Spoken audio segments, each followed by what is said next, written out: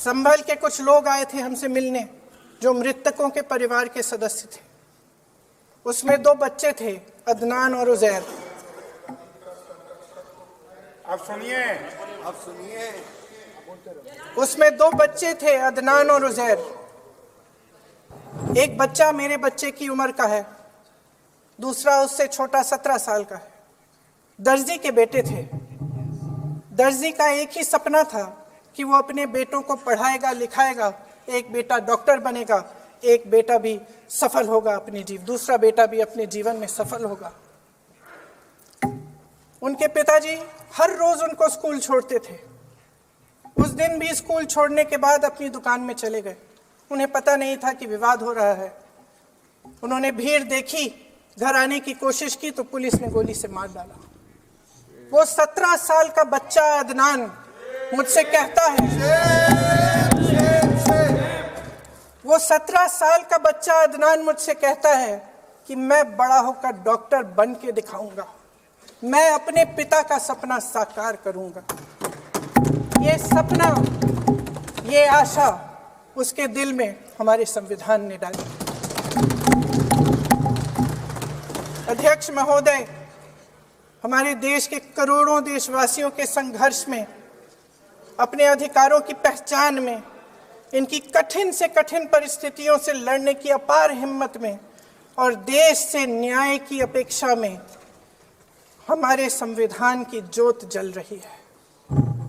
मैंने हमारे संविधान की ज्योत को जलते हुए देखा है और इसके साथ साथ ये भी समझा है कि हमारा संविधान एक सुरक्षा कवच है। एक ऐसा सुरक्षा कवच है जो देशवासियों को सुरक्षित रखता है, न्याय का कवच है, एकता का कवच है और अभिव्यक्ति की आज़ादी का कवच है। दुख की बात यह है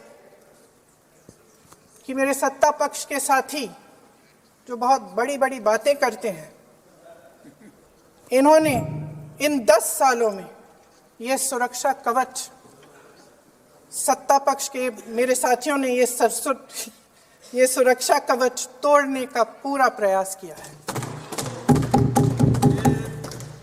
संविधान में सामाजिक, आर्थिक और राजनीतिक न्याय का वादा है। ये वादा एक सुरक्षा कवच है जिसको तोड़ने का काम शुरू हो चुका है। लैटरल एंट्री और निजीकरण के जरिए ये सरकार आरक्षण को कमजोर करने का काम कर रही है। अगर लोकसभा में ये नतीजे नहीं आए होते तो ये संविधान बदलने का काम भी शुरू कर लेते। सच्चाई ये है अध्यक्ष महोदय कि आज संविधान बार बार इसलिए कह रहे हैं क्योंकि इस चुनाव में इनको पता चल गया कि इस देश की जनता ही इस संविधान को सुरक्षित रखेगी, कि इस चुनाव में हारते जीतने से इन्हें एहसास हुआ कि ये संविधान बदलने की बात इस देश में नहीं चलेगी। आज जनता की मांग है कि जाति जनगणना हो। सत्ता पक्ष के मेरे साथी ने इसका जिक्र किया। ये जिक्र भी आज इसलिए हो रहा है क्योंकि चुनाव में ये नतीजे आए।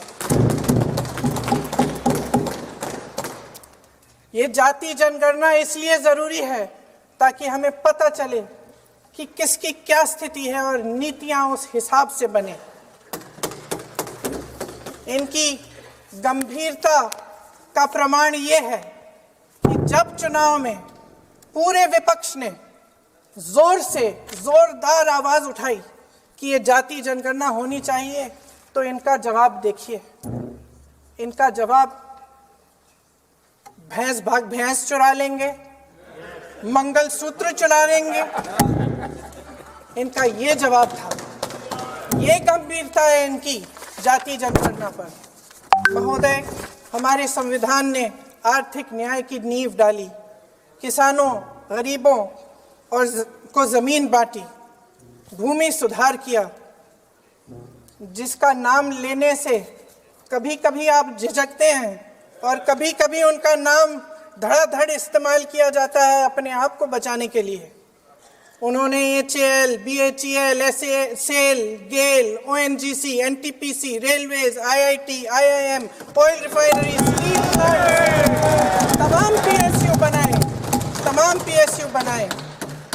अध्यक्ष महोदय, उनका नाम पुस्तकों से मिटाया जा सकता है, उनका नाम भाषणों से मिटाया जा सकता है, लेकिन जो उनकी भूमिका रही इस देश की आज़ादी के लिए और इस देश के निर्माण के लिए, वो इस देश से कभी मिटाया नहीं जा सकता।